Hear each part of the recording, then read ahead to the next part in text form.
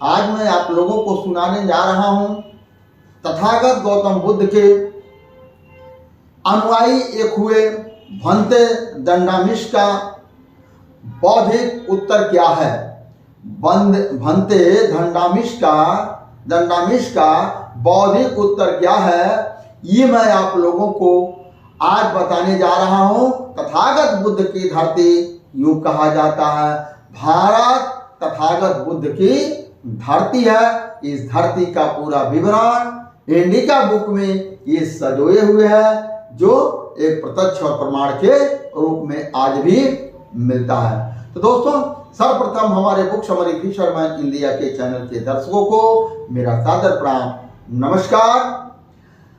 अब जो है भंते दंडामिश को कहते हैं, हे सिकंदर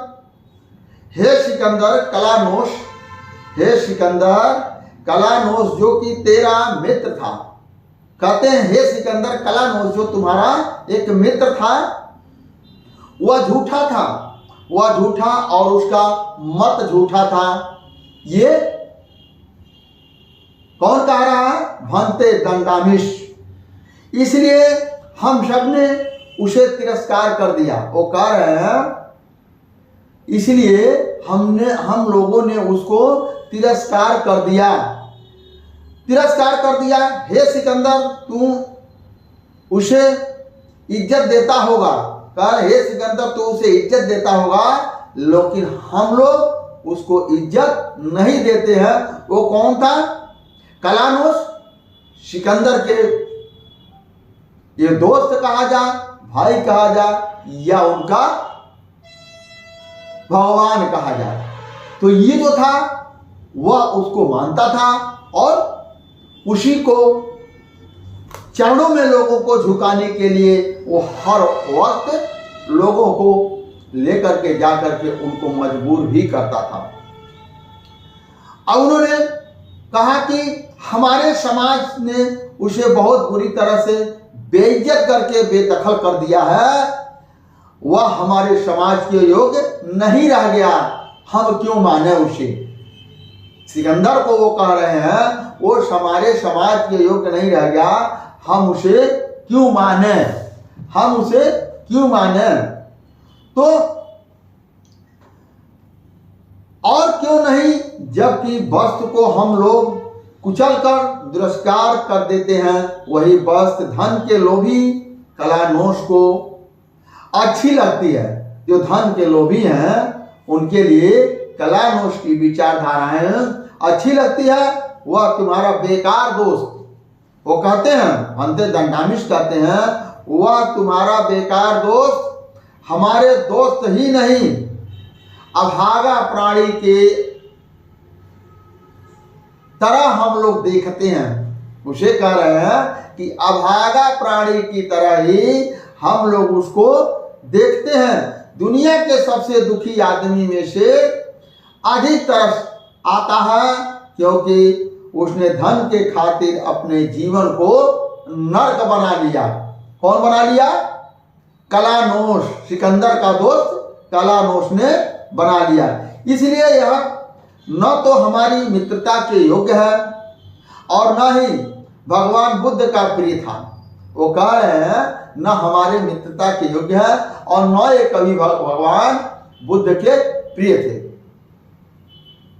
ये भंते दंडामिश कह रहे हैं। इस तरह जंगल में भिक्षु वाली जिंदगी को भी जीने के काबिल वह नहीं था।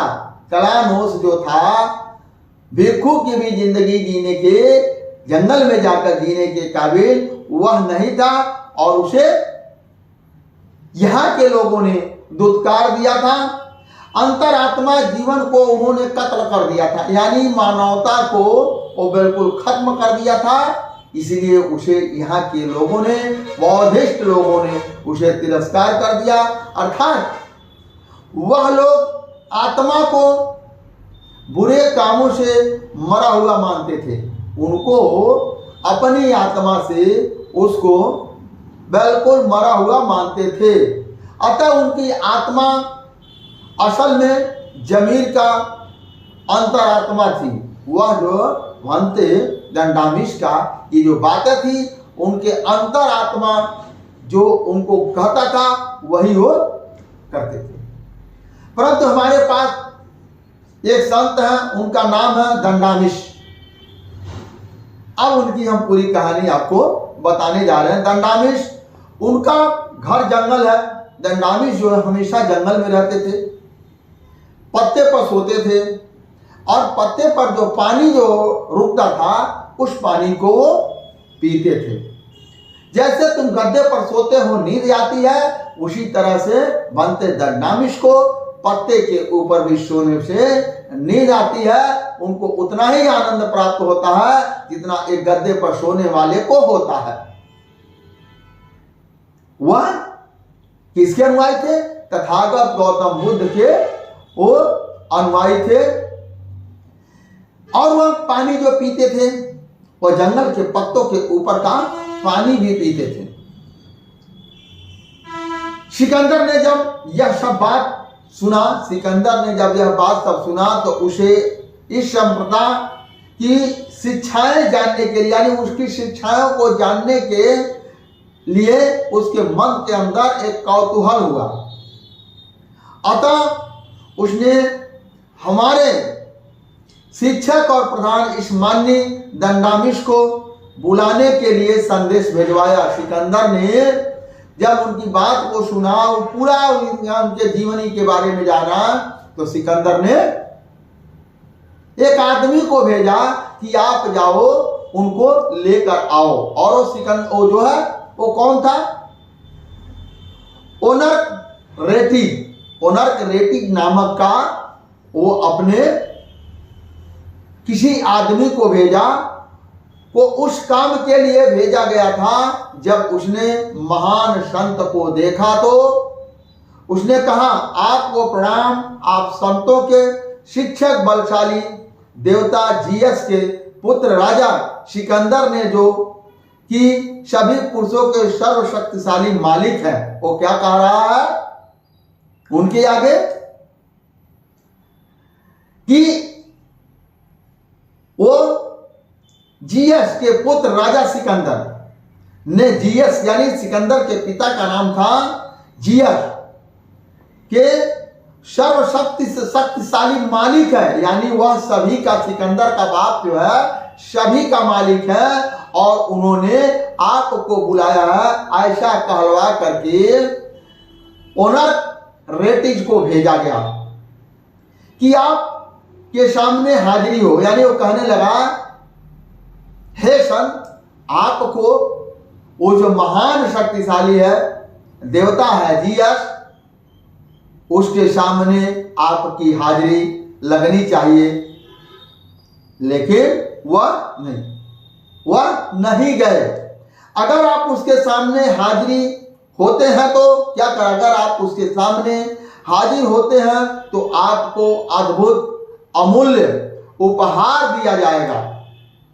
वो कह रहे हैं, अगर आप वो राजा सिकंदर के बाप जो भगवान उनको मानते थे, सर्वशक्तिशाली राजा के सामने अगर आप जाते हैं तो आपको अमूल्य उपहार दिया जाएगा। अगर आपने जाने से इनकार किया तो आपका सिर काट दिया जाएगा। ऐसा जाकर उन्होंने जब कहा और उन्होंने देखिए सुन करके मुस्कुराए। भंते दंडामिष जो है मुस्कुराए। दंडामिष ने उसकी पूरी बात को धैर्य पूर्वक सुना। वो कहीं बीच में बोले नहीं, वो सारी बात कहते रहा, उनकी बात को धैर्य पूर्वक सुना। माननीय दंडामिष की बात सुनकर जरा सा भी विचलित नहीं हुए। यहां तक कि वह अपने पत्तों के बिस्तर से भी जरा सा हिले नहीं, टसमस नहीं हुए और उन्हें उठे आरामदायक मुद्रा में वो सोते रहे। वो अपने आरामदायक मुद्रा में बिस्तर में सोते रहे।